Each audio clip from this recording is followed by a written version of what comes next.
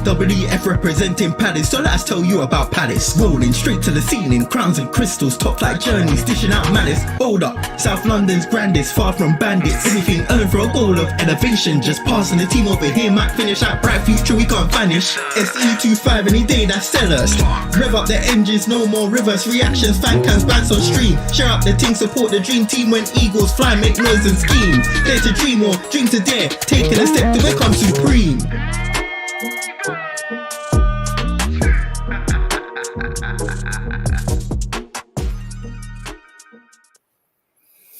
Yes, guys, welcome back to Eagle-Eyed Football for this our Southampton match review as we won at home for the last time in 2024. 2-1 win. Good times. Joined today by Dan and Rich. Dan, how are you? Yeah, good. I feel like it's been quite a while since I've been on a stream. Obviously, Christmas was very nice. Looking forward to New Year's. And yeah, just about it, really. Brilliant. And joining us all the way, he's not even in the same continent as us. He's away at home right now. Rich, joining us from Ghana. How are you, sir? I am doing good. Let me know if you can't hear me. I had to move to my mom's bedroom because the noise out there, the nephews and stuff, it's just peak. But I'm good. Enjoying the time away. The weather's great. Sorry, guys. But yeah, let's get into this game. Yes, right. 2-1 win, guys. Obviously, the start of the game, we started in a bit of a good form, but then obviously Tyler Diblin. Let's talk about the Tyler Diblin goal. Kyle Walker-Peters runs in up against Munoz, and pretty much a tapping goal for Tyler Diblin. Dan, talk me through this goal, because I feel like Munoz does back off of Kyle Walker-Peters before he sends that pass in as he runs in. I think maybe if Munoz does stay on him, Walker-Peters goes down and we concede a penalty. What did you make of the first goal? Yeah, absolutely. I think, 1v1, I mean, credit to Walker-Peters, I guess. He's probably doing something that we've been missing a little bit in our wing backs. But, he's taken a player on. Munoz definitely needs to do a lot better. That's a very, like you said, that's a very dangerous position to find yourself in. On this occasion, he's crossed it in and it's ended up as a goal. Another time, Munoz perhaps trips him accidentally or not, and then it's a penalty. When you get that player on that byline, or having beaten a player 1v1, it's going to be a long day. So, yeah, I think the fault, I guess, is 100% down to Munoz there. And yeah, you don't miss those. I mean, the XG on that shot alone was 0.92. I don't think I've ever seen one that high, but yeah. So you don't miss those. Yeah. Rich, the defense for us looked a little bit shambolic, I'm going to use, because we didn't exactly have players placed correctly. Chala could have gotten maybe the ball away because it goes right across him. There's two other defenders inside the box as well. Man marking isn't as good as we know it to be. Do we think maybe this might be a case of we're lacking Mark Gahey's leadership here? We do have Lacroix, and we know his leadership skills are up there, but maybe the marshalling of the defense is left with a bit of mixed stability because we don't have Gahey in there.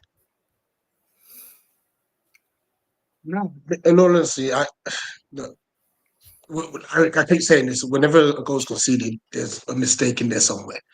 I'm not going to fault any of the centre backs or even the covering midfielders, because Munoz should not have been beaten that easily in the first place. And because he's done that, the shape changes because the defender has to come out to meet it, and etc. etc.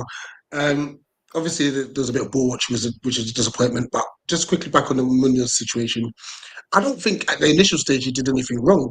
He let Walker-Peters go down the line. He just had to keep him down the line. The moment Walker-Peters cut in front of him, that was it. Like, he's a goner. And as you said, Nicky, he then, as soon as he stepped into the box, he couldn't touch him. So, Yeah, and in all fairness, I don't know who had the initial shot, but it was an absolute scuff. So it's taken everyone by surprise, and obviously, luckily for Diblin, he's in the right place, right time. So Yeah. yeah, I mean that went in, and obviously I'm here trying to watch the game. We have a thing in unfortunately where there's a thing called light off. Sometimes just the electricity just cuts. It just happens. Um, so it just kept doing that throughout the day. This is in the middle of us doing a photo shoot as well, by the way. Oh my lord, that's no Jeez. Yeah. terrible. So it was crazy, but yeah, just seeing that goal is just poor defending all around. To be fair, so Yeah. Guys, let us know what you think about the game as well. I'll go through some comments right now. Big up the dog. I missed y'all. Turn me up. Sorry to buy in. Dog, I don't know if you saw, but we're actually linked to Mr. Diouf himself. I don't know if you've seen it, but we are. Big up Patrick. Time for match review. Yes, it is. The dog Malcolm returning. He's happy about a B-Way potentially returning to the club. Yeah. Am I missing something? He says. Sarr was great, but Chalaba had to be man of the match. The goal was great, and the performance was great. We'll get into Chalaba's goal straight after these comments. Big up Tim as always. Big up all. Here to learn what I missed about Mitchell's performance. I honestly thought he was decent. Big up Animal. Big up Chairman. Big up Old Bear Palace, 3 points before New Year's. Yes, there we go. That was Southampton's first goal since the 4th of December and only their 5th goal away from home this season. Do we want to call it Charity Professional Football Club? Because at that point, that's what I was saying. Charity Professional Football Club made a comeback after that Diblin goal. And big up Damo as well. He loves Diouf, but he loves Cherky more. But he loves Malcolm even more than that. Right. To be fair, dog. If we were to get Diouf, I believe is a left wing back, we may be able to get 2 of the 3 playing. So could be win-win. Let's hope And a so. loss for Malcolm, unfortunately. So obviously after that goal, reset, we go again. Will Hughes, first time he's captained the side as well, so big up to him. He's on the set pieces, and we know so far this season he's been pretty decent in delivery. And ball force to Chalaba goes to a VAR check, which we'll talk about just in a second. But Chalaba heads it in, equalizes. Guys, what did we think about Ramsdale has a complaint that Mateta pulls his arm down, but VAR clears it. Referee almost practically just waved it off straight away anyway. But it does get checked. But Chalaba again on the score sheet. I said this in my fan cam. We need to bring him in on a permanent next summer. How impressive was Trevor Chalaba for not only just for the goal, but across the whole game? Yeah, I thought. Sorry, go on, Rich. Oh, cheers. Jeez, the comments.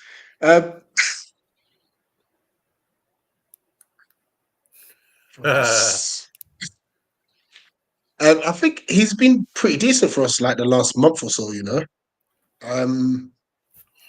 He's a bit more braver with the football. He's defending better. He still has moments, but you're going to get that with many a player. And it was a very crucial goal. Yes, something about Steve. Yes, I'd love to sign him on a permanent if possible. Because obviously we've got to think about the fact that Mark will be gone soon, or likely to be gone soon as well. So yeah, look, it's not a foul, and here's why. Ramsdale pushes Mateta first. Mm-hmm. It's that simple. They are It's that simple. Absolutely. They were jostling. We saw that on a second corner after that again, Mateta and Ramsdale were hassling each other. They were pushing each other. Obviously nothing in it. But the goal... and on that note, I'm happy that the goal stood, because I think goalkeepers are way too protected. If Onana's one for the Wolves one wasn't a foul, this one wasn't a foul. Because I don't know if you saw that Wolves scored directly from a corner. Yeah. And there was actually, I mean, Onana's got to do better, don't get me wrong, but there was a bit of an elbow towards his shoulder area, which prevented him from jumping. That's a foul. This wasn't. Yeah, and I think I watched the match of the day analysis, and I can't remember. I think it was Danny Murphy said it. Danny Murphy rightly said that happened, and obviously that goal stood, but Southampton still persisted with allowing Mateta to stand on Ramsdale in the following corners as well. So it's like if they're that adamant that it's a penalty, sorry, not penalty, it's a foul. Just prevent that by putting someone on Mateta in between them. Do you know what I mean? Like it's just, I think it's just excuses. And to be honest, I haven't seen a single neutral say that it should have been disallowed. To be honest, so obviously we get a second corner, exact same move. Will Hughes sends it in from the left-hand side. Ball bounces around a little bit. Jefferson Lerma with an overhead kick. Didn't think he had that in his repertoire, but Ramsdale easily parries it away. He's South American. That's I know that. But he's more of a long-range shooter. He is. He has got a banger in his locker. Yeah. Like we've seen, like he scored it against us when he played for Bournemouth, and he's done it for us as well. But if that goal would have gone in, wow. Certainly a lot of chances after that because the mood improves. Multiple chances. We're testing Southampton really, really well. Just the choice of shot just is a little bit lacking. Daniel Munoz had a tap in. Yes, had a tap in, and he's absolutely right. So Munoz. It should have been 3-1 before halftime. It should have been 3-1. Danny Munoz has a clear opportunity, probably even better than Tyler Diblin's opportunity, and I don't know. Maybe he just didn't get his feet set, or because if he sends it literally just to his right, that goal it's in. But he decides to tap it for some reason. Just put your boot through it, and that's in. It's point blank range. You can't miss. But unfortunately, it doesn't go in. Big up Ono.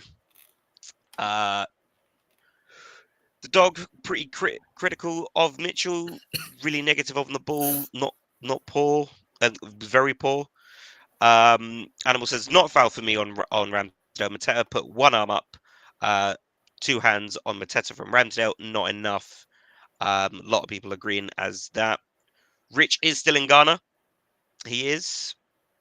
Can we confirm when Mitchell's contract runs out? I don't believe it's up this year. No, I'm pretty sure Bobby said it's 2027. 27, no? Yeah, it's 2027. That's what I thought. And I think if you want to fact check that, search Bobby Manzi's account on Twitter, because I think he said it. There we go. Kyle Peters. If that's a foul, then there should be a lot more other goals ruled out this season. Exactly. We saw it, especially I don't know if anyone here has watched the Man United Tottenham Hotspur League Cup quarterfinal match. Exact same thing happened. Bayindir complained that he was getting held down, but nothing there. Tim says Chala looked really good yesterday, but I can't see us getting him. He says Chelsea will ask for a completely unreasonable fee. I don't agree with that necessarily, because he hasn't trained with the first team, not been involved. Maresca's obviously not. He's not in the good books with Maresca, so I reckon that could be a cut price deal for us, because we've not exactly got any players that they want anymore. But Kyle says they probably would ask double for what we want to pay. Wouldn't have liked had that goal been against us, but the Southampton moaning about it that I've seen is just intolerable. Did they watch the criminal Bednarek? Right. The referee, I don't know where he was, but there were so many fouls against us that just weren't given. Cards should have been handed out, but Animal says Mitchell was okay going forward, put a couple balls in the danger area, but it was defensively where I was disappointed. Lost his man a couple times, gave the ball away pretty stupidly. Fatigue more than likely. I mean, Mitchell was probably the most. Mitchell is I think he's one of the only players who plays the full 38 games unless he's suspended or injured. So, and even then, he Cyril, rarely gets injured, doesn't he? And I doesn't get suspended either. yeah. Animal about the Munoz chance here. Powerful side foot in a heel. That's a goal. Any left wing back rumours? Well, Yeah, Diff. the place to watch is here. Transfer Weekly is back very, very soon, so stay tuned. JC bringing back the weekly shows. Aren't wrong, but Chelsea won't be reasonable. It's Chelsea. It's Chelsea. Yeah. Apparently, I'm giving too much credit to Chelsea's sporting department. Maresca not wanted him won't make a difference to the sporting department evaluation. That's true. That's true. But I reckon maybe a bit of negotiation, Dougie might be able to pull out a special deal there. Half time, we go in 1-1. He's back. He's back on the score sheet, guys. Ibera Eze. Let's talk about him. Powerful, low-driven chance. Goes straight in the back of the net, just outside the 18-yard box.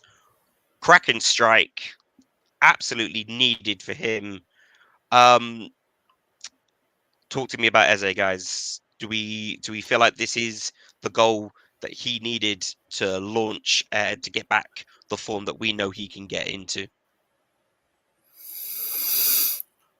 I think I see. The thing is, I think I could be, because I was kind of half watching the game, so I might have this the wrong way around. So if I do, tell me. But I feel like in the first half, he definitely was slowing down the play a lot. He was making bad decisions, running into players, etc., like we've seen him do a lot. I do think when he did score the goal, I do think there was a bit of confidence come back there, because I think not long after he tried to flick it over Harwood Bellis, and then obviously won the free kick, which that almost could have very easily deflected into a goal, I guess. Mm-hmm. I want to say yes, but Remains to be seen. yeah, I think so. And I think, he has been carrying a slight knock, I guess. I think he had swelling on his foot, didn't he? So we'll see. But 6 days until the next game. So hopefully that can be resolved. And then hopefully that gives him some confidence going into Chelsea game.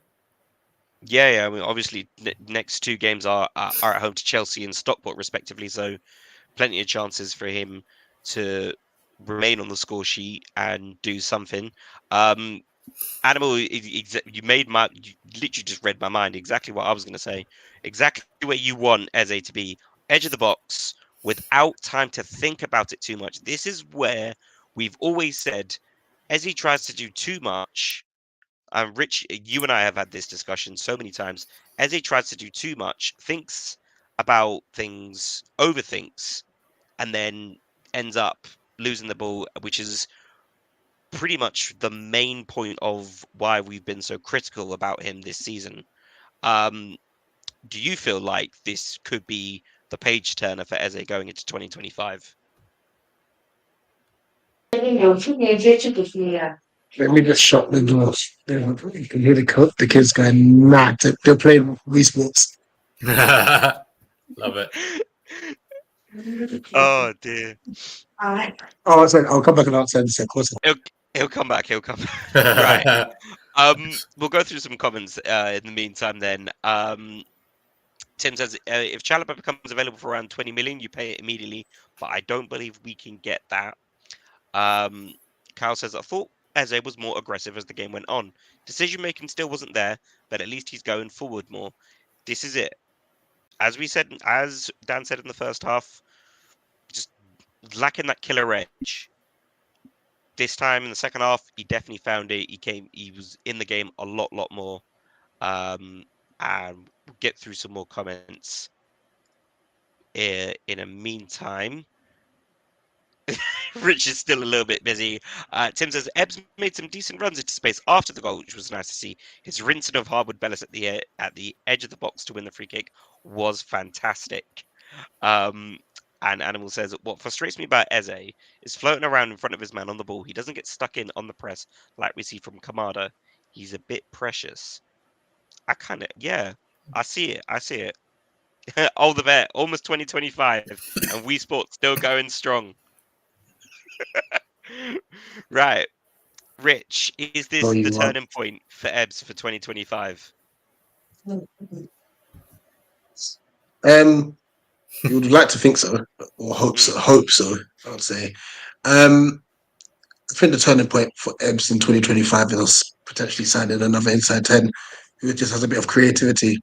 And that's not to discredit what Sar's done, because I think Sar's been one of our better players in the last like 2 months, Oh yeah. But you can tell that on a wavelength sort of factor, they're two different sides. Like Sar's not going to come in and try and link play with Ebbs like how Michael did, you know. So it's almost as if Ebbs is trying to do too much. And he's not been good. Simple as. So I think the goal will do him the world of good. You could tell that by his celebration as well. There's also a sense of relief. But I think more so it'll just be the kind of both player we potentially bring in January that could give Ebbs that kick up the backside. He has another chance from the free kick that he gets, as we just spoke about with Harvard Bellis. Nearly ends up in the back of the net because it does take a heavy deflection, and Ramsdale, I think if that ball is headed into the net, I don't think Ramsdale gets to it. There's another chance to increase the goal tally, but it stays 2-1, and a lot of people have been a bit critical because I know JC wasn't happy about the game management when we took the lead. Towards the end of the game, we just switched off. There was no like killer edge to go and find more goals. Like Southampton are the worst team in the league. They are headed straight back down. Like they've only just replaced their manager, and was headed for 2 straight losses with this new leadership. I feel there was more goals there that we could have gotten. I'm of the kind of angle that I don't think we didn't need to get more goals. Like when we were winning, the only chance they did actually create, off the top of my head, other than the goal, was that Fernandez one where it was basically just a long weaving run that you just ran around those. That was the only thing they created. I actually think it was good game management, because I think, and this is where I think, like, where we talk about other games that we have played recently, like you look at the last time we actually had like a week-ish break was the Brighton game, which was on the 15th of December. We then played 1, 2, 3, 4, 5 games in 14 days. An average of a game every 2-3 days. Practically, yeah. And so I think, and obviously as well, like we've all, and like pretty much every Palace fan has complained that we don't have good enough depth. So therefore, all of those players have been playing every single game. I think had we had more depth, then yeah, by all means, I think try and go for a third or a fourth or whatever. But I don't think we didn't need to win by more goals. Like we got the 3 points. We did what we needed to do. I think we did probably take our foot off the gas with the mind that we're hoping to go to Stamford Bridge and hoping to get something like at Selhurst Park like we did at Stamford Bridge. And I think we've finally now got a 6-day, rest, I guess, before playing them, which we haven't had in like, I don't know, 3 weeks or something like that. So I don't think it's bad game management, but I think we did what we needed to do, and like that was it really. Yeah. Just on the back of that, I wouldn't even necessarily say it's, like I said, bad game management. I just think Glasgow should have made substitutions earlier. Like you said, we've had 5 games in like 14, 15 days. Like, I know obviously we haven't got a big of the squad, but just rotate through substitutions a little quicker, freshen it up, because you know what, I'm going to say it now. Since Daichi Kamada's come back from suspension, I don't think he's played badly. Yeah, I don't think he's played badly at all. Yeah. So I think that's it's going to take time. It's going to take time with him. He needs to get to the gym. He really does, because I think the physicality is what's killing him. But he initiates the press a lot more than, let's say, Ebbs does. I think his game management, he tried to keep the ball tight. I think there's once he gave it away, which was silly, but he's carrying the football a lot better nowadays. And even the one that actually, no, he did, he gave it to Nketiah. And Nketiah was what, his first touch was terrible, you know. That's another story. So I think he just needs to keep coming on as an impact sub for the meantime. Just keep building up 30 minutes here, 30 minutes there, 45, whatever it may be, and stuff. But I've been happy with Kamada the last 3-4 games. Yeah, I think. Yeah, same. As you said about the suspension, I think that was the kick up the backside he needed. He needed a wake up call. He needed like just massive cold water splash to be like, look, you have not impressed here. He got dropped, obviously, when his suspension was finished. So obviously Glasner was there, like he needed to obviously send that lesson home.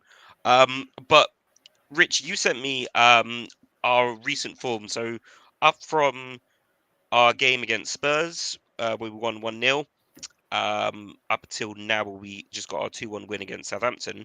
And a lot of people, up until around about that time, after the Spurs win, we had 3 draws and 1 loss. Fair few people, there were murmurings of Glasner out.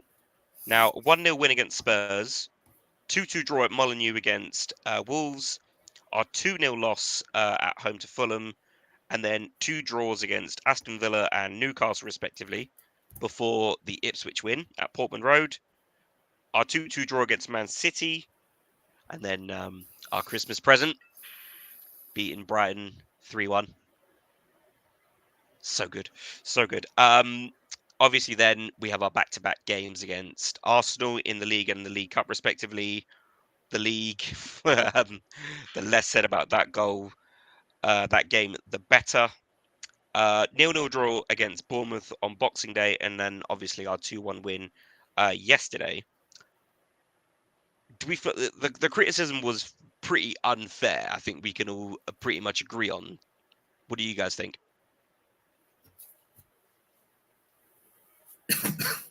I just want to just touch on some of these draws. So when you think about it, so our wins were Tottenham, Ipswich, Brighton, Southampton. But the draws, Wolves should have won. Yeah. Villa, I think, was fair. So I'll leave that on as a draw. Newcastle should have won. One shot from them all game and it was off target. Yeah. We still drew. Man City. I feel like we could have. That's won a fair that. draw. We could have. I think we could have won that, but yeah, I can understand why it's a draw. I'm not mad at that. And then it was the last draw. Bournemouth one as well. I'm not mad at that because they had chances. Christmas Day. That was just Christmas Day blow off. Yeah, they had chances. So we could easily have another 4 to 6 points. You know. Mm-hmm. So well done, Glasner. Yeah. Well done, Glasner. Absolutely. And to be honest, in the last 8 games, we actually ranked 7th in the league for form in the last 8 games. So there you go. You know, yeah. Like I feel like obviously the teams that are flying high at the moment, Liverpool, Forest, Bournemouth, those teams are regulated well.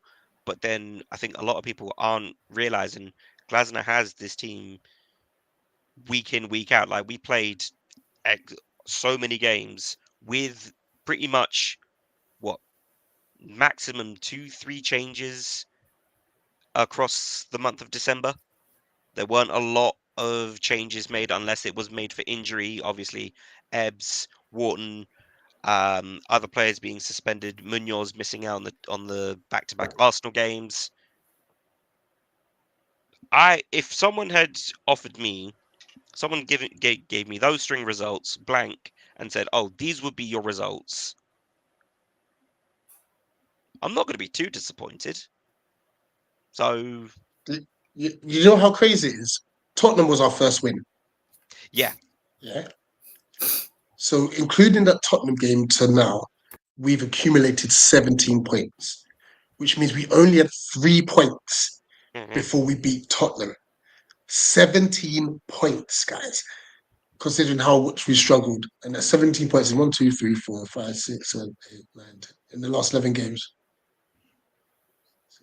Like Yeah, with the squad that we've got, and obviously we're not blessed with massive squad depth as much as we would like to be. So I think the credit goes to Glasner and the players that we have done very, very well this month to be yep. like And everyone saying, "Oh, this is big it." up Will Hughes as well, by the Will way, Hughes, because he's He's been been doing. fantastic. Hughes, Saar, He's been doing a Mateta. madness. Mateta, yeah. It's been absolutely fantastic. Let's get into some more comments, and we will we will try and get through as many And as we can. just to add on a little bit on to just some more form stats as well, because I think it's good to hear good news. After we lost to Fulham, we were only on 7 points, and so what? 8 games later, we're now on 20 points. And Nicky, I know you asked me how far we were off the pack. I did it wrong, so I've done it right this time. So after that Fulham game, we were on 7 points, and let's pick whoever was in seventh. Seventh had 18 points, so we're 11 points behind. And now who's in seventh now? 29 points, Newcastle. We're 9 points behind. So slowly but surely, I mean, I'm not saying we'll get there, but we are catching up on those people who are, vying for Europe. Yeah, I think the middle of the pack in the Ipswich, league is Ipswich one up. Really? Against Ipswich. Newcastle? Against Arsenal? Chelsea. Of Chelsea. course. Oh, it's Chelsea. Chelsea. Liam Delap scored, so that's my FPL point. Even more, that's a good week for me on FPL. I think even Villa are 1-0 down, unfortunately, to certain people, to some certain team. Is one from as Dan and Co love their burgers. Could Dan launch a stat sheet on the best burgers prices across the different stadiums? Maybe I think all I will say is that not all the stadiums sell burgers. I don't think, because I don't remember them selling them at Forest. I think they only sold hot dogs. I've seen some some match day food recently. Like Championship and Premier League is abysmal. Try and get through as many comments as we can, guys. Let's see. Big up Nate, obviously not here because he's not feeling very well, so wish him well. We've got Jeffrey, not Jeffrey. We've got Jeffrey Schlupp here in the place. So hello, Jeffrey. I feel like that might be Ali. A certain person. Look, that's some nice goodwill messages for get Nate better soon, Nate. If you want there, Dan. If he wants to get better.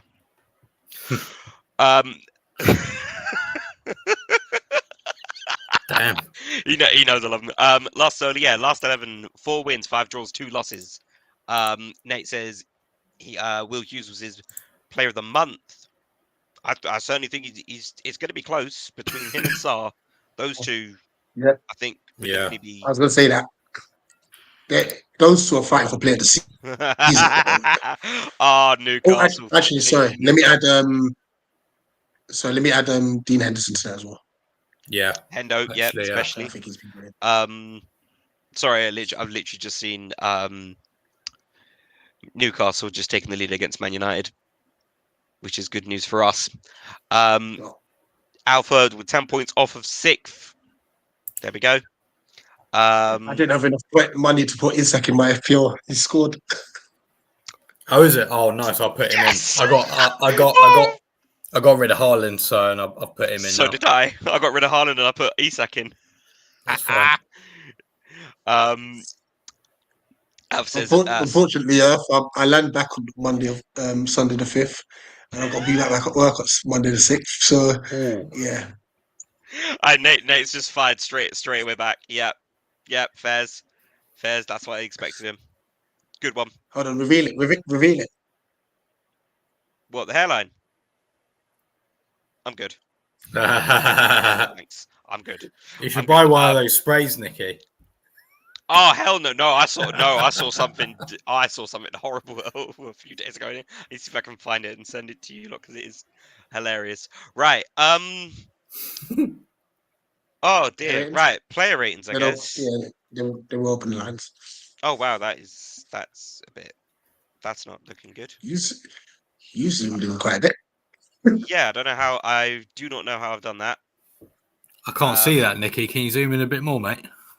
I have right. To be fair, I have never done this. Okay, this is the first time I'm ever doing this. Right. So On your device, is it Windows? no. Oh, window. There we go. Hang on. Let me just fix this Yeah, up it's then. better. Ah dear. Can you tell I'm not used to hosting? Right. Let's go through the lineup and see what you guys would like to give the ratings as. Now, you can obviously go back and watch JC and Chairman give their player ratings. But let's see about the lineup. Right. Rich, start us off with Dean Henderson, please. Where would you like Hendo to go? He weren't at fault for the goal, Mm-hmm. and I think he pulled off one other decent save. Apart from that, they didn't have much to do. 7 for me. 7. A 7 for Dino. Dan, you will take Daniel Munoz. Where would you like to put Daniel Munoz? I think it's a bit of a tricky one, really. I thought he was okay. I don't think it was one of his best games. Obviously, he got skimmed for the goal and probably should have scored a goal. I'm kind of floating between a 5 and a 4, but I feel like 4's too harsh. I'll go 5. 5. A 5 for Daniel Munoz. I don't know, maybe a 4. I don't know. Leave it at that. I'm just catching up with the comments as well. That way we can see. I guess I'll take Trevor Chalobah. I think man of the match for us. Obviously gets back on the score sheet. Yeah, he's had a terrific month. Obviously been involved everywhere. So I'm actually going to send him on to an 8 because I feel like it's a decent. Yeah. Any complaints about that one? Or we'll go through at the. Actually, no, we'll go through at the end.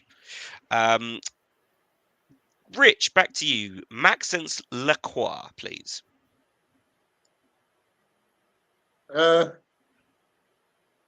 7. Just standard business for a minute. Standard, really. Yeah. This is usually where, at the very least, you'll find him. Yeah, not much else to say, really. It was just a pretty decent Lacroix performance. Coming in for our usual centre back, Chris Richards, who replaced Mark Gahey because of suspension. Dan, where would you like to send the American? I think he did all right. I think he was better than Munoz, so I'll give him a 6. I think A 6, yeah. Yeah, I think that's fair. That's fair. I will take Tyrick Mitchell. I do agree that I don't think he had one of his best games. He did try, but I'm not gonna lie. This might be hard, so we can discuss this, but it's gonna be a 4 for me. Maybe actually no. I think that's a bit too harsh. I'm gonna put him on a 5. We can talk about it. We can talk about it afterwards. Chelsea have just equalised. That didn't last too long. Rich, you will take our captain of this game, Will Hughes or Will Hines. Where would you like to put Mr. Hines?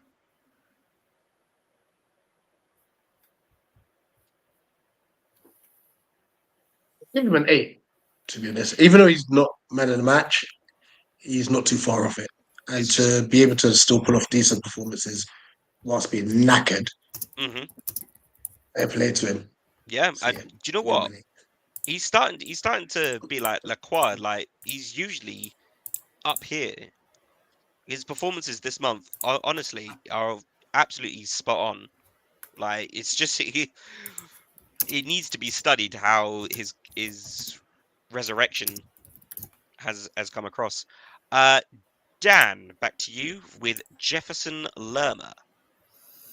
I thought Lerma had a good game actually. Mm-hmm. I think he deserves a 7. I Seven. thought he was good. He was lively. Obviously, had a few chances as well. Yeah, I thought he was good. Yeah, yeah. Who we got next is Mela Sarr, who pretty much played the full 90 or 94 minutes. He did get subbed off for Eddie Nketiah. I think this was another great game from him. He's my player of the month, to be honest. So far, obviously not on the score sheet today, but still a fairly decent performance. I think he joins here at the 7 mark. Back to Rich for Ebbs. Ebbs, where are we sending Ebbs? Back on the score sheet, obviously.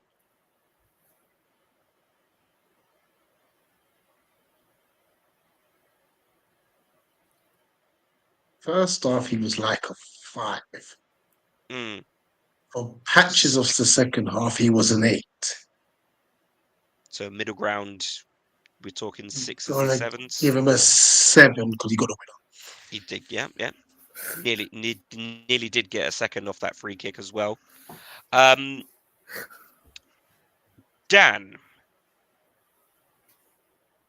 Jean-Philippe Mateta. You know what? I think even though he hasn't really scored many goals recently, I still think he's been very good with what he's been given. Mm-hmm.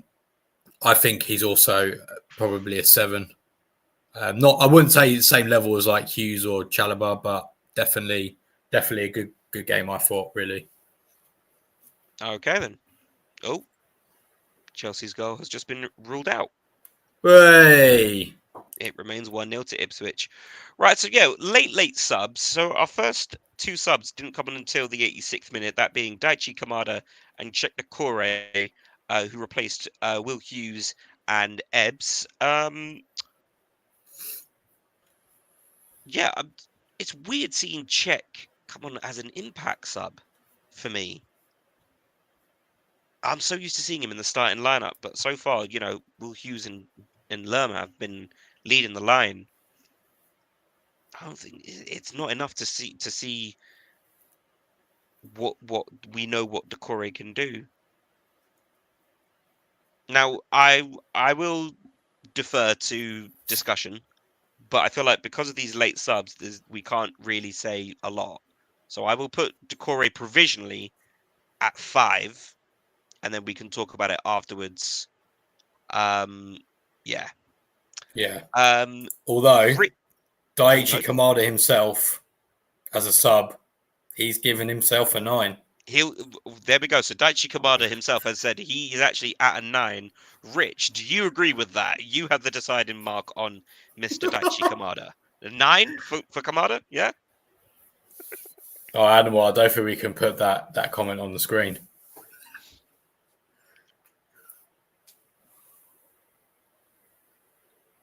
You're muted, Rich. Jamie, that always happens. 6. 6. There we go. Yeah, that's fair. He didn't do anything wrong. He didn't do anything wrong when he came on, to be honest, but he wasn't on long enough. Yeah, 100%. Our last sub, come on at the 94th minute, and then getting a yellow card down in the 96th. Eddie Nketiah. I mean, he was barely on. Mm-hmm. He I feel like I'm being harsh giving him a 4 because he wasn't really on the pitch, but give him a 4, whatever. There we go. Right. Any players that we would like to change around here, guys? No, actually, I think that's So go on. I would actually give JP an 8. I think his hold-up play was unbelievable yesterday. And it's all the dirty, nasty work that doesn't get noticed. You know, Mhm. It was hassling Like, Ramsdale, obviously. Henderson was like kicking it forward, and he was just bringing it down and stuff. So I think it was good. Mhm. He's a proper number. I He's mean, a proper number 9 under Glasner. yeah. Yeah. To be fair, with regards to Eddie Nketiah, Dan, I think you're quite generous with before. That's the Give only, it. Just saying. it's the only How- change I'm how- making. I'm I mean, sorry. how- How are you on for 2 minutes and you get a yellow card? How I didn't see the yellow card incident, but for crying out loud, man, for crying out loud, right? So Eddie Nketiah on the 2, Munoz, Mitchell, and Decore at 5, Richards and Daichi Kamada at 6, despite the fact that Kamada himself says he's a 9. Hendo, Lacroix, Lerma, Sarr, and Ebbs at the 7, and our top marks for yesterday's game rather, Chalaba, Hughes, and Mateta. Right. All happy with that one? Yeah, I think that's pretty spot on, to be fair. There we go. There was something else. I can't remember what I was going to... I can't remember. There was something else. I genuinely... I had... Just drop the list. That is it. Right. Now, let's see if I can do this time without messing up. Right. So... Go on, Nicky. right. I believe in you. Thank you, Dan. At least somebody does. Right, guys. So I will be dropping the link. There it is in the chat. There it goes. Guys, join us. Share your thoughts about the Southampton win. It's going to be a brand new year after tomorrow, which is nice. Whilst we're waiting for people, I just want to answer Tim's question. Oh, and he's here. I think they're doing it at the end of the season now. I think, but I'm not sure. There's difference. Okay, no one is going to get this apart from maybe 2 or 3 people. But say his name, and he appears. Tim, good evening, sir. Good evening. What's going on, guys? Hello. What were your thoughts on the Southampton win? I mean, when I saw the player ratings and JC gave Mitchell a 3, I was like, what the hell did I miss? But I do think it's fair that he had some wayward passes. He does get caught out on, missing his man a couple times. But I thought his attacking was better, and he delivers a couple of balls into the area that nobody gets onto. So, but I mean, this is what we want from him. Getting forward, delivering balls into the area. Wow, 2-0. Okay, nice. Look at that. So, yeah, I didn't have a lot of complaints with him yesterday because I do think there's a bit of pressure that Glasner has put on him without intending to put a lot of pressure on him. He's put sort of this subtle pressure on him by saying he's not Munoz and he can't do what Munoz does. And we know that there's going to need to be a left wing back that we're going to go for. And I mean, we must be going for a left wing back in the market this January. So I think the pressure's on, and I thought he did decent getting forward. But I'll give the mini rant on what was annoying me. This is only Patrick may have seen this here in the States. There was a lot of blowback on the VAR decision around the goal. Really? Yeah. There was a ton of that, and I couldn't tell. I don't know if you thought this. Really, it wasn't a foul. I couldn't tell if it was Southampton fans. I don't think it was. I think it was just bitter Man United fans that were saying, right? Like, so, and of course it was, because they're everywhere, especially here in the States. So I'm like, look, if you're gonna take that, fine. Maybe I feel a little hard done by if somebody made that move on Hendo and it doesn't get called as a foul and the goal goes in. Fine, but you know what? I mean, Bednarik should have been hauled off at halftime in handcuffs. He was fouling JP so often. I think JP thigh still has Bednarik's shoes stuck in his legs. I mean, seriously, man. Seriously, he was wearing them like a coat. Yeah, the worst performance on the pitch by far was the ref. But look, that's the kind of performance that we need. You're not at your best. The squad is thin. You have to find a way to get results against teams you're supposed to beat. That makes me happy. I think though the thing that I'm worried about going forward, I assume Parrish he'll go in their pocket and get a couple players, but Glasner, there's still enough on that bench where you can replenish that midfield. He just waited too late for his subs. I thought. I know you guys were talking earlier about going for the third goal. As I said, you can't go for a third goal if you have nothing left in your legs. And I'm concerned, like with Hughes. Hughes is our best midfielder right now, but he's played a lot of minutes, man, a lot. And we need to rotate that a little better. Devaney's played there before, Decore played pretty good, I believe, last game. My opinion. So I think bringing him in 80th minute, 83rd minute, I believe, one of them. That's. I mean, maybe he knew there was going to be a week off, and he tried to get as much out of him. But I don't like that. He's got to bring those subs. I don't have the problem with the subs. Just the timing seems to be Glasner for some reason. I don't know. I mean, don't you think though? I mean, and I guess this is a question for all of you guys. Like that felt very symptomatic of a thin squad where Glasner thought, I can't take off Hughes here. And that tells me a lot about the fitness and where Czech Decore is at the moment, according to what Glasner thinks. Go ahead. I'm sorry, but Decore played what? 45 minutes last game?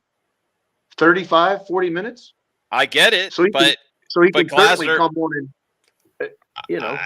that should be the case, but Glasner is telling us that when we lose Hughes out of that mid, I mean, we could all see it. He was dragging. He needed to come off. He needed to come off 15 minutes earlier. And a fit and firing Decore comes on and no issue. But that, at least from what I was watching yesterday, that was Glasner telling me this is an issue. Czech isn't fully up to speed yet. Yeah, Animal does say he's of the opinion that Decore is still shaking off ring rust, building his confidence back, trying to find the trust in his aggression again. Yes. I think late subs, if we harken back, let's call it the dark days during Roybal, late subs was a problem, and it's happening again, and it is because of. Sorry, we're not doing that. We're not doing that. We are enjoying our moment. We're not going back to Roybal days. We're not discussing it. Not about here. Enjoy my time. I was merely going to say it's usually been that kind of problem, but I think what will happen for the Chelsea game is we'll see maybe 2-3 changes. Decore perhaps starting over Hughes. Now that Gahey will be back, and then I think for the Stockport game, wholesale change. We can bring in, give pretty much every player practically a rest.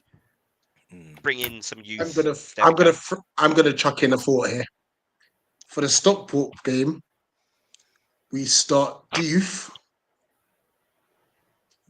Ryan Shirky or McAtee, and Chaddy Riyad. That's how confident I am that we'll get them done. I certainly think we'll see Riyad start again. Hopefully, tell us what you know, Rich. The cup curse doesn't apply, but I need to know how you got so confident that we're going to get Ryan Shirky. I need to know that. You tell me what you see. Cherky or McAtee, 'cause I know those are the two players that we're heavily linked with at the moment. I just think Glasner's not going to want any more BS for our board. And he's probably got these signings, like maybe personal terms, all of that, done from ages ago. And now he's just saying, January 1st, sign the thing. Because Glasner was not happy. Yeah. God, Not imagine- happy at all. Imagine we're sat, And if it happens again, I think Glasner will walk. So that's how confident I am. Rich, do you really think I'm sorry, is it the Cherokee, the one playing for Lyon, right? That's Turkey. Yeah. And Yes. he's playing pretty good. He's playing pretty good in the Europa League. Why would he leave? I mean, I know Premier League paycheck's a lot better than League One or whatever they're called over there in France, but I don't. The reason being, Patrick, Lyon have screwed themselves over. Yeah, so obviously the Financially, situation that unfortunately. Lyon fans are in, they are They've provisionally got to start relegated. selling. They have Oh, to, do they really? They Yeah, have to lighten okay. their books right Now- now, otherwise they're going to be in League 2, the Yeah. French second league. And if it's not Ryan Cherky, there's another player they've got, Ernest Numa. Who is a baller. with TDs. Give me Ernest Nuama, yes. He So- is a baller. Leon have to sell. I'm just saying, Leon have to sell. So, Yeah. Texter, we need to help your club out. I'm just saying. Don't And- be in it. I would say 3 If- players, if Maki, anyone's Nuama, and a left wing back. if anyone's worried about bigger clubs coming in, well, Sheikh Doucouré, Arsenal wanted him. He came to us. Adam Wharton was wanted by Liverpool. He came to us because we could guarantee them a starting place in the team. So, But can you What left- don't lose hope. So there's I'm manifesting Cherky into existence here. well, this is interesting that you mentioned that, Dan, because if Cherky comes in, does he start over Sarr? I'm just going to ask that. I was just- Because he's not going to start over Ebbs.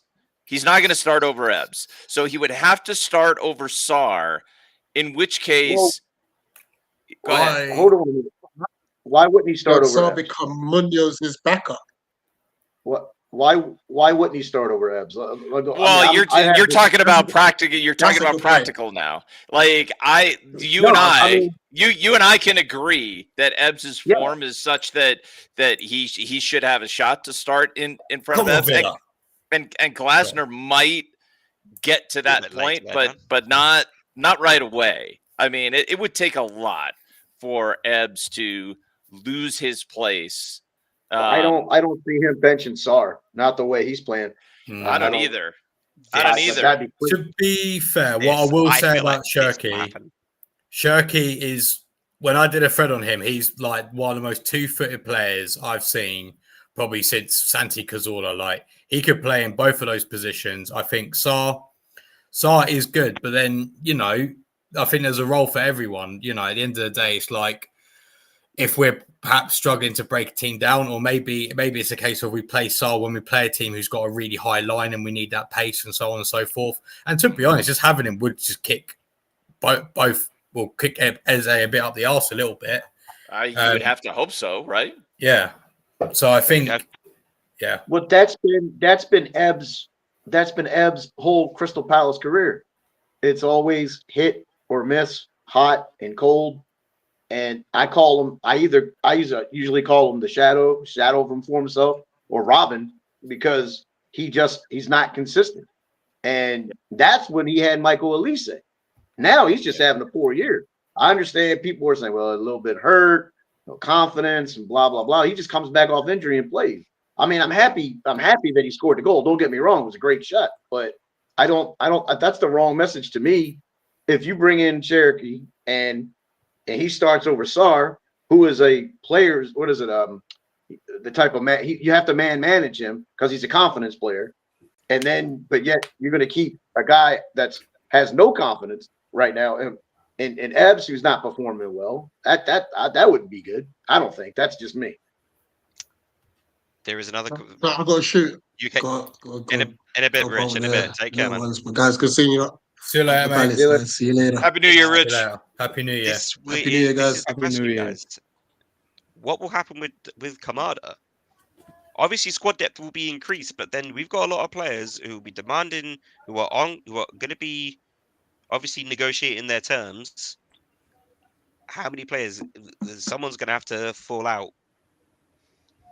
Kamada is a guy who's going to come off the bench, and remember that he came in on a 2-year deal.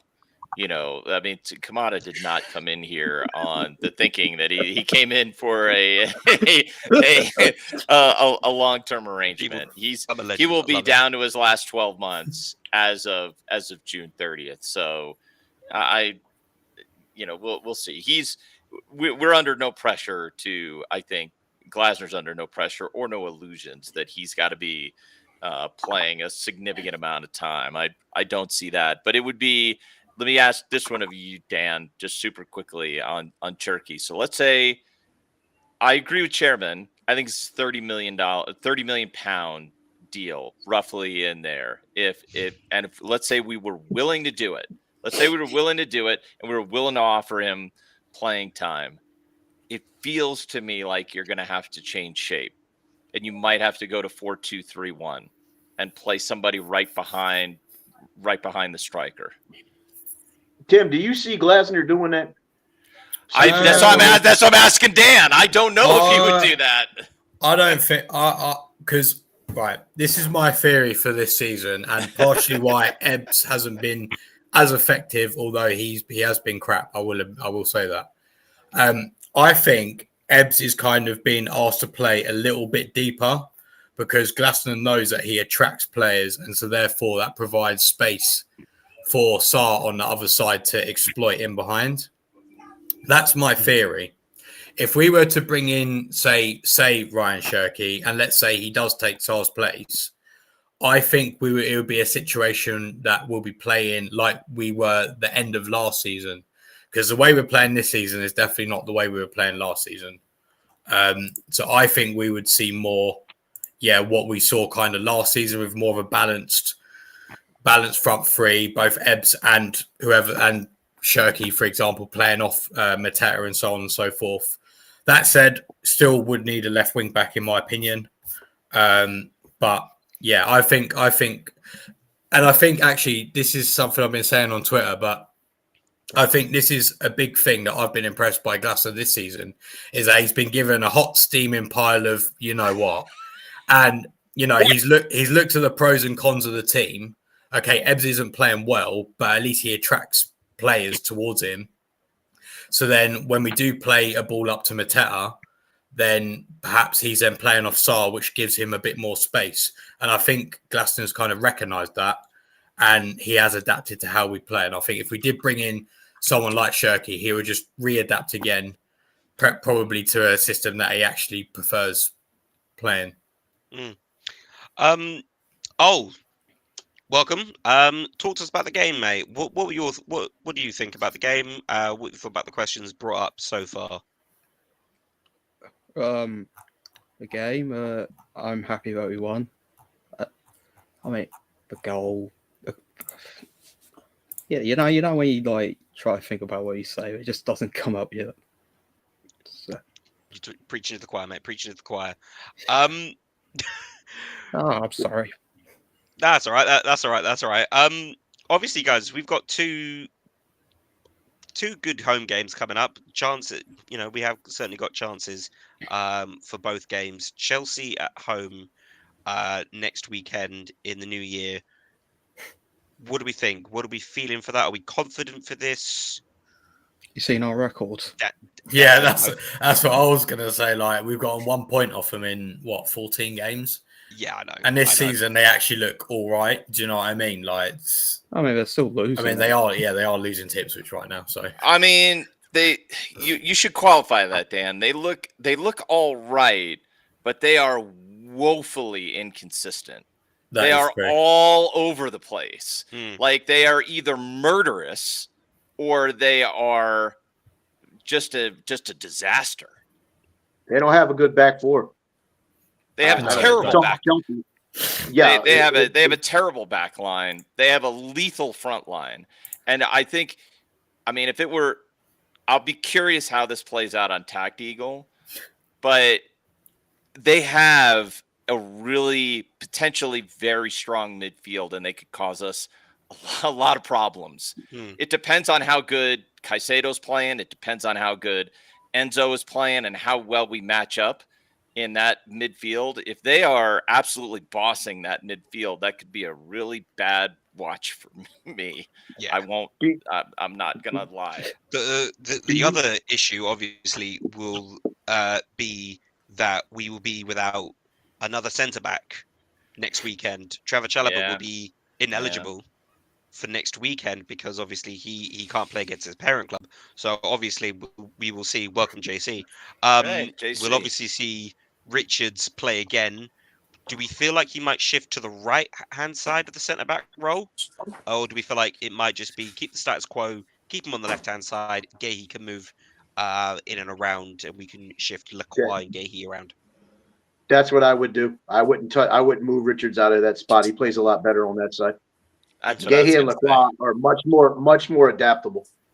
say. Yeah. Big up, JC. Big up. Hello. I may or may not be an hour and 6 minutes late, but I'm here. He's here nonetheless. JC, I've run out of all my questions. Obviously, Ask the same question, though. So obviously, if you've watched his fan cams, you were pretty critical of the latter stages of the game. Yeah. But the overall 94 minutes, less than 96 minutes. What were your thoughts on the goals scored and conceded and whatnot? I think it was one of those games where, at the end of the day, I'm happy with 3 points, and I want to get that out there before I say anything else, because 3 points is all that mattered. But the fact that we made such hard work of it is what I am most critical with the team. I think for the fact of, obviously, there are some talking points with Mateta's challenge on Ramsdale, but I think, in my opinion, Ramsdale's got to be stronger than that, because they're both as bad as each other, in my opinion, there. Obviously, a good goal from Chalobah, but Eze was shocking until he scored his goal, and then he had a good 10 minutes, and then he went back to his old self again. But it's just the fact that we literally had the opportunity, and I'll put a little bit of blame on Glasner. Actually, I think our subs were way too late, Right. because about 65, 70. But basically, when you go to SELHURST Park, you probably won't see it on the TV screen or whatever. But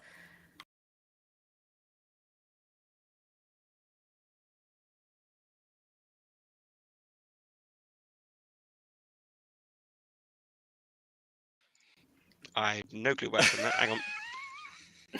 I think so it wasn't me. Did we all get banished? no. I It wasn't think me. We all I got think- sin binned. We all got I sin think binned. I think it. That's I white think for me now. it might have been a case of Dan strikes again. Typical Dan. At least the stream didn't end. He's done this before. But yeah, basically at 65. So I don't know if you guys. I don't know how far you guys heard, but basically, when you're at SELHURST Park and you're watching the team play, you can tell when Will Hughes has got nothing left in the gas tank, and that's when he doesn't chase people. He starts kicking them instead, so he doesn't have to run after them. And he started doing that at 65, 70 minutes. So he should have been taken off then. I don't know why we're making our first sub at 82 minutes. Mateta, Right. granted, he had all three of their centre-backs on a lifeline. They were all on yellow cards. It just called for someone like Nketiah to come on and run at them now, for them to then maybe make a rash challenge and then get themselves sent off. We needed the sub to come a lot earlier, and I feel like that's maybe a little bit why our game management was so poor towards the end of that game. We should have made the sub earlier to push for that third goal to then make it very nice and very comfortable for the last 5 minutes. I do think it's a bit of a... one sec. I'm getting relocated. 1 sec. I do Yeah, think it's get a out bit of of a. I get out do the think it's a bathroom. bit of a violation. One sec. I'm running away. Oh dear. It's like not found eagle-eyed footage match reaction. it's not. It's Oh, but- not an eagle-eyed football Man, stream. But It's something's not happening. It's something like this is happening. JC's Blair- getting for Blair JC's to getting say moved for around shot. like those Manchester United center backs All right right, let now. me go sit on the floor. Okay. I'm on the floor. Eagle-eyed on the floor. Pause.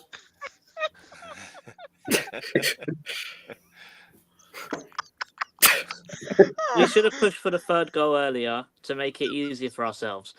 But Daichi Kamada, John Philippe Mateta, why are you not going to the corner flag? It's 92 minutes. Daichi, We're what have you got to struggling. say to yourself? Well, he's too busy. He's too busy arguing with UK Pat in the comments. Daihatsu Kamardinho, you need to think more. And also, I've got to say, Nketiah, he came on in the 93rd minute of 5 minutes of added time, and he still finished the game with a yellow card. How? Which is why I I don't gave him know. a 2. He had a bet on himself. I think overall, not the best performance. We should have done a lot better, which is probably why I feel like I've got so much criticism for the team. But 3 points is 3 points, and I think Walker Peters really exposed Munoz for not being very good defensively as well. Yeah, but we all knew that about Munoz. So we all knew Munoz wasn't a good defender. Yeah, And that's why not moving Richards from that left side, because Richards can't play on the right. So he would be the one to cover him. yeah. I I think- don't think that would be a good idea. I think what I would do for the Chelsea game, bearing in mind that Chalaba's not available for this game, Oh, yeah. I would put Mark on the right hand side and keep Richards on the left. Because even though Mark is the best that we've got on the left, I feel like Mark could do a better job on the right than Richards can. Chairman says Richards will move actually to the right for Mark when he obviously when Gahey is obviously going to be selected. I think it'll certainly be interesting. It obviously gives another player a bit of a break, which obviously the team needs. But yeah, 2 critical home games coming up. Chelsea at home, Stockport at home. Wholesale changes, I think, will be made for Stockport because I think this whole man. Chaddy Riyad's back on the bench, so he'll definitely start in that I game. think we'll see Riyadh. I think we'll potentially could see our youth players who've broken into the lineup, Kapoor, Deveni. I think they'll definitely be in the shout for the starting lineup as well. Probably will be Nketiah starting as well, just to give him, a bit of a start. He scores in the cups.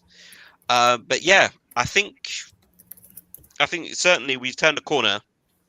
Obviously, with these results in December, we finally found a good run of form. Obviously, we just need to keep up with fitness and whatnot. Injuries will play a part in any football team, but it's weird being optimistic with Palace. It's so weird. I'm not used to being optimistic. I mean, Streets are saying we have closed the gap to that, that generational mid-table now. So, Do we finish higher than Man U at the end of the year, guys? Man United are getting relegated. Yeah, Man United are in relegation battle. We can all dream. I mean, they are awful. They are awful. I keep hearing. I know your guys' feed is probably a little faster than mine, but I keep looking over and just like, wow, they suck. That first goal that Isak scored with his head there, and that bum Harry Maguire just sitting there looking like. I mean, it's not a Man U thing, but man, they suck. Sorry, they're bad. Closing comments, guys. We'll wrap it. We'll start to wrap up. But here's actually a good question to finish it on. Good time with this animal. Who do we want to see the first name through the door in the window? Dan, we'll start with you. Sorry. Probably like someone like Lamine Yamal. Actually, I think he'd be quite good. Yeah, man, Lamine Yamal in. Yeah. Right. are we talking about like someone we've been linked to or someone I would like? It's who would you like to see the first name through the door? I keep going on about this guy, but I really, really like Archie Brown. I think he's a really good left wing back, and I think we would do very well to get him in if we decide not to go for Diouf. And by the way, Diouf I think would also be a solid choice, although he's much more raw than Brown is. Yeah. We'll go to Mr. Transfer Weekly. Obviously, it's back very, very soon. Looking forward to this, of course. JC, who would you like to see as the first name through the door in the window? I mean, we've got some links. Obviously, the Archie Brown one has gone a little bit quiet because it looks like we're looking at Jan Nicolas Beste, who is basically like a winger, but he plays left back. So that'll be quite interesting to see how that goes. But if I'm really honest, I would love a forward. I really would. Whether that's Ryan Cherky, I'm not really too fast really. There was a guy. I put a list of players in our group chat and I sent them to Dan. There's a guy on loan in Germany, and he's tearing it up right now. It's called Paul Wanner, I think his name is. He's a right-footed attacking 10, and he's unbelievably fast, and he's got some really good feet on him as well. So I'd have a look at him, and I think a guy called Sam Greenwood in the Championship's having a very good season as well. I think he's created the most chances of any player in the Championship this season, and it's just unfortunate that he's got bad strikers to play with. So I think those guys are who I would look for. And I don't think Sam Greenwood would cost too much, and he's 21. Am I correct in thinking Sam Greenwood's still at Leeds? He's Is at that the Preston. same Sam Greenwood? He's at Preston now, I believe. Preston. Okay. Patrick, over to you. Who would you like to see first name in the window? It's, actually, I think we can get him from Newcastle. Miguel Amaron. I think he's got pace to burn. He's not the best goal scoring guy, but he could play. That's it. No. I think Newcastle Hell fans no. will drive him. Almiron at this is point. wow. That is left field. Now, I've read a couple of bad sourced links, but I'm sitting here. You're asking the question is what I want to see. I think Glasner can grab a hold of him, and he's got pace to burn, and we need pace. I think he can play on either side. He's obviously more of a midfielder, but that's not like Glasner not to put guys in other positions. That's what I really like. I love the pace. And on the left side, and this is just me. It's not happening no way. But Fran Garcia from Real Madrid. Another guy with pace to burn that has a wicked left foot, put the cross in. Not realistic on that one, but Almiron, he's not playing games, guys. He's so buried on that bench right now that. If we're